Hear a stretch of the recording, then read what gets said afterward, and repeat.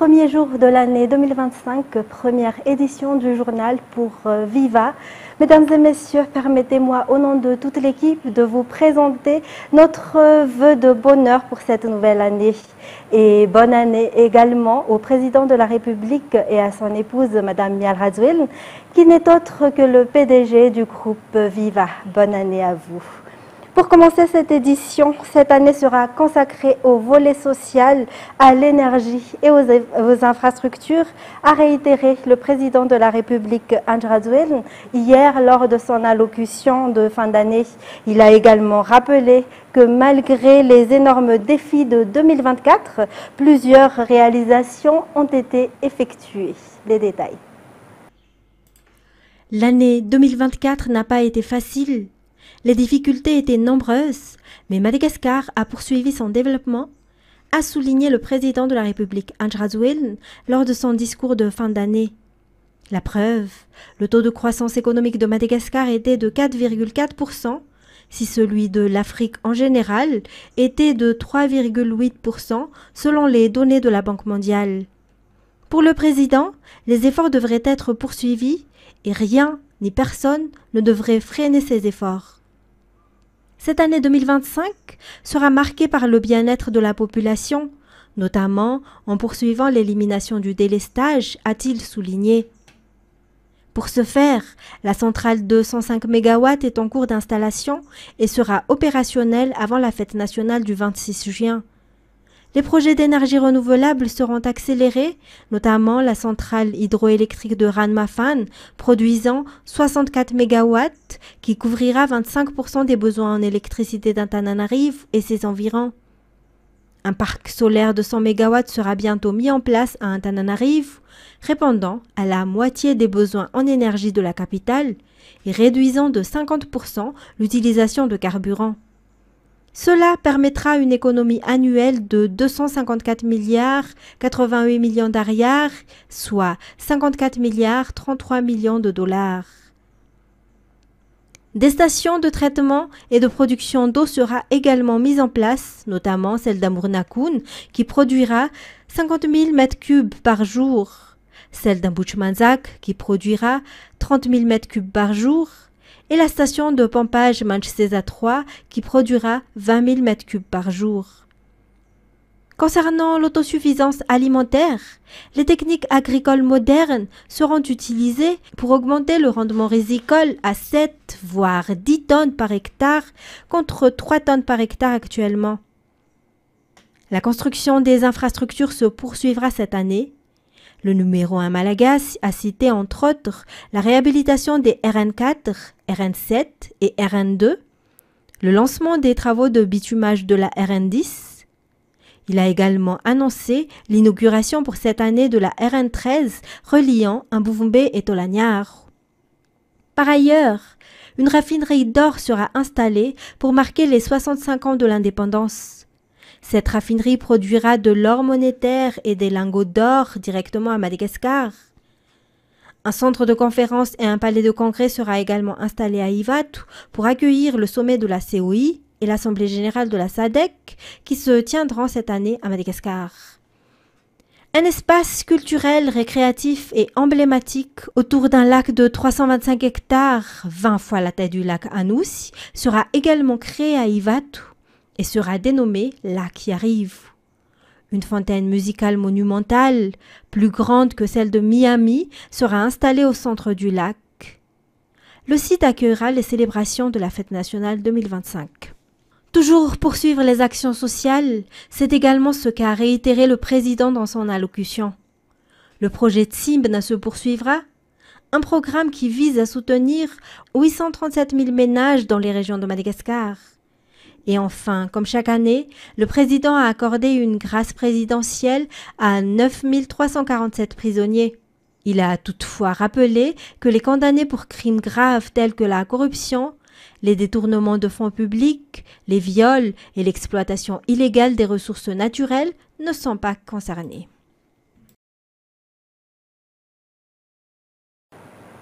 Et nous allons suivre dans ces interviews la présentation de vœux des citoyens et des hauts fonctionnaires de l'État.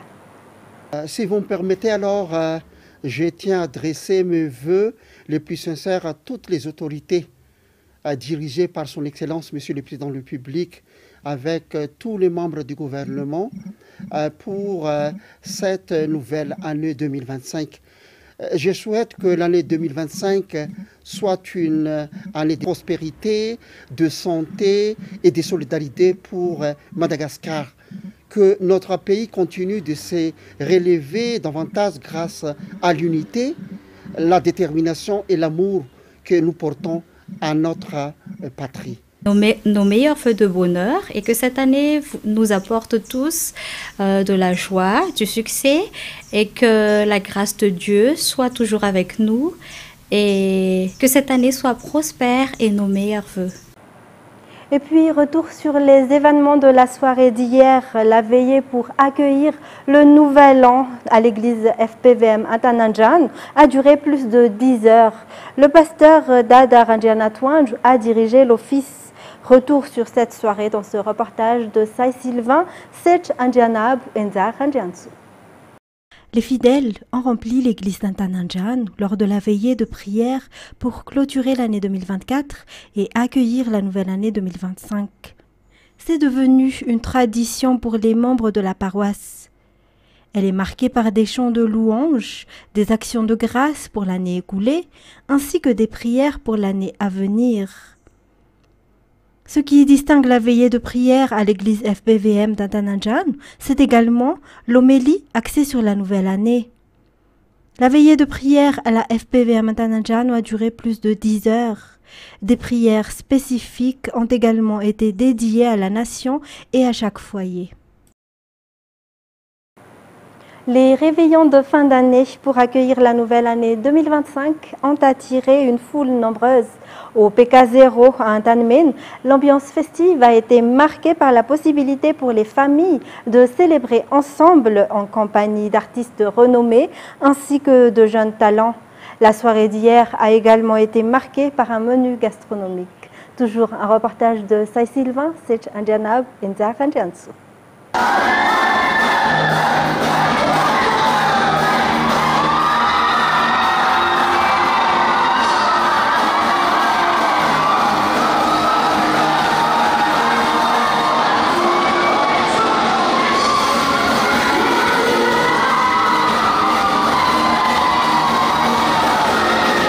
C'est dans une ambiance de joie et de convivialité que la nouvelle année 2025 a été accueillie au PK0.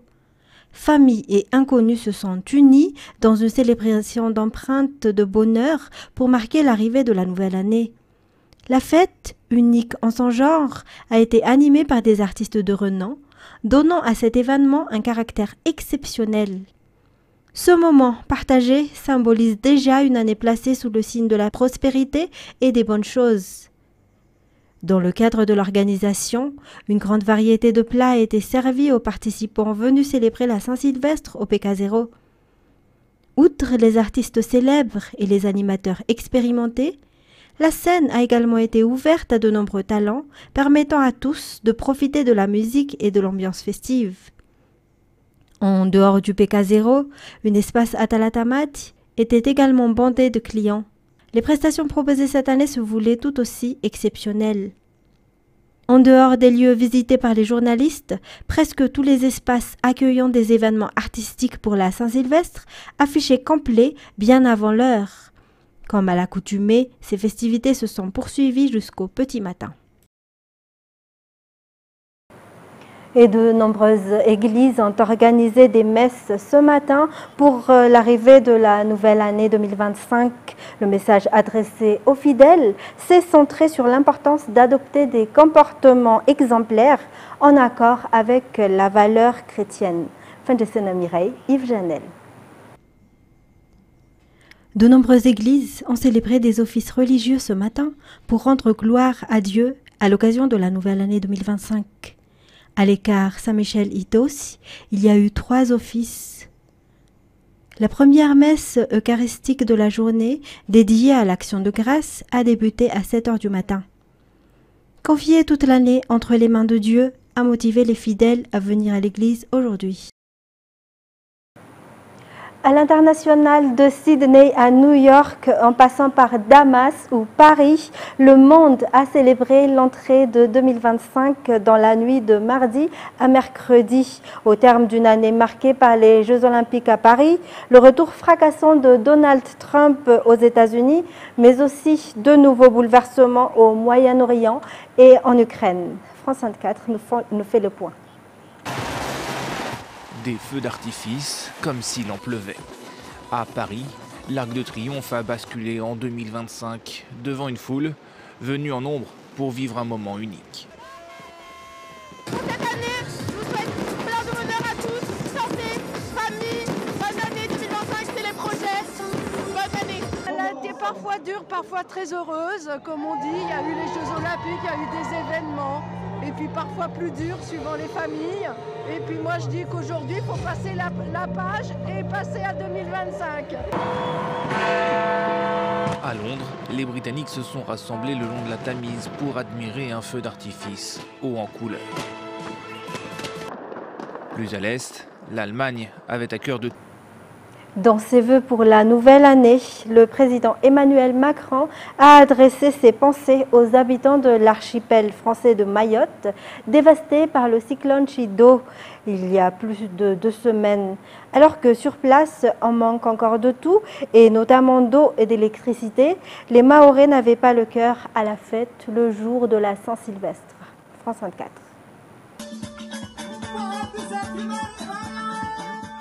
Quelques pas de danse et des retrouvailles autour d'un barbecue. Au nord de Mayotte, si certains tentent de passer la nouvelle année sur une bonne note, peu ont le cœur à la fête après Chido. Voilà, Chido a tant porté, que ce soit festif ou autre chose, il a tant porté. Maintenant, on vit le jour au jour, on vit avec les moyens qu'on a. Mais franchement, moi en tout cas personnellement, c'est pas du tout mon esprit au niveau de la fête aujourd'hui. Plus de 2 semaines après le passage de la tempête Chido, la situation peine à s'améliorer. Vous avez constaté, on n'a pas l'électricité, on n'a pas le téléphone, on n'a pas le réseau. Donc on ne pense même pas au nouvel an. On est un peu perdu, on est un peu triste. Loin de sa famille, ce Mahorais a du mal à se réjouir. Il passera sa soirée à tenter de joindre ses proches avec un réseau téléphonique instable. Bon, à la prochaine, je ne sais plus quand, mais à la prochaine. J'ai 3 enfants et chacun prend à peu près 30 minutes, donc je suis obligé de leur accorder. Retour au pays pour le reste de l'actualité. 3000 foyers d'Antananarivo, composés de personnes âgées et de personnes en situation de handicap, ont bénéficié d'une aide alimentaire. La distribution s'est tenue hier au stade Malakam. Le ministère de la Population a souligné que cette initiative répond aux objectifs fixés par le gouvernement, notamment dans le cadre de la mise en valeur du capital humain. Sai Sylvain, Anduniana Martina, Nzar Ranjansu.